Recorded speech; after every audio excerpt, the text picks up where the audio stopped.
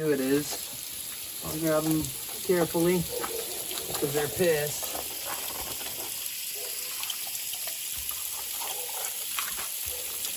Okay, don't pinch each other. Put them on their backs. Okay, so what I do is I got the hose going. I'm gonna move this here. This is where I'm gonna put all the crab I'm gonna cook in that tin. So how I'm gonna do this is my gut bucket here. What I'm gonna do, I'm gonna grab this one first. I'm gonna hose him off, get all the whatever's on him, just roughly clean, kind of like this. All right, that one's good. See that how it's nice and thin right here? That's how we know it's a male. I'm gonna put the belly down on the blade. This is my cracking crab cleaner. I think it works actually really good. So I just take them like this, and I'll flip them over, just like that, and then he's gonna be pissed. But all I'm gonna do is put my hand on the top of the shell, and I'm gonna push quick and hard and kill him fast. Just like that. Boom.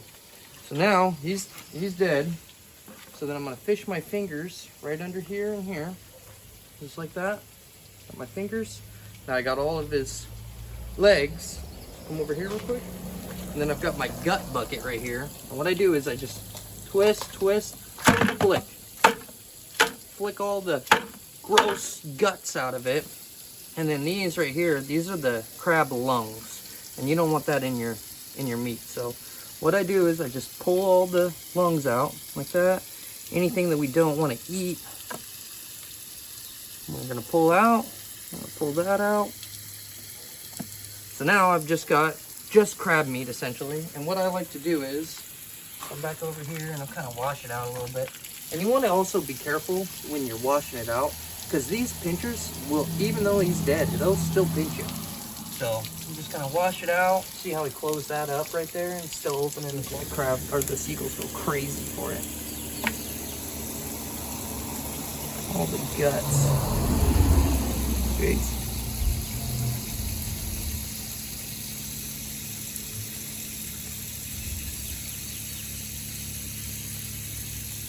Perfect. Okay. So we got the burner hooked up over here. Might want a little bit. Put it right there. Keep this as far away as possible. Don't want to melt Penny's truck though. That's good. That's out in the middle. Okay. So I boil the crab for about 15 minutes, and I use this Old Bay seasoning. I just pour, I don't know, as much as, depending on how many crabs you got. I got 12 today.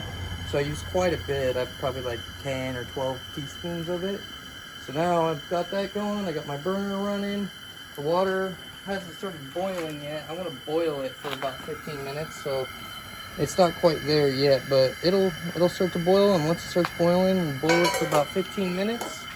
And we'll just put it in a different bowl and stick it in the fridge and eat it when we're ready. Or we could make crab and egg omelets this morning. That'd be a lot of crab, but yeah, that's essentially how I do it. So we're gonna eat it for dinner tonight. So I'm gonna boil it. You definitely want to boil them.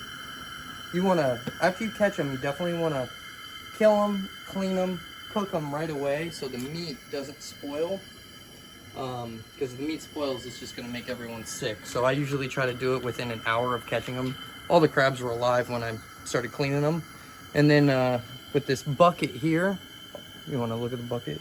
So after I'm done, this bucket, what I'm gonna do with it is I'm just gonna take it down to Little Beach, dump it in the water, clean out the bucket, because this will stink like crazy. You do not want to leave that around. It is horrible. And so, yeah, and the seagulls will go crazy for it. Don't let your dogs eat it though. It's real gross. Yeah, that's pretty much the whole process of how I do everything. So we'll take a picture of when the crabs are all done and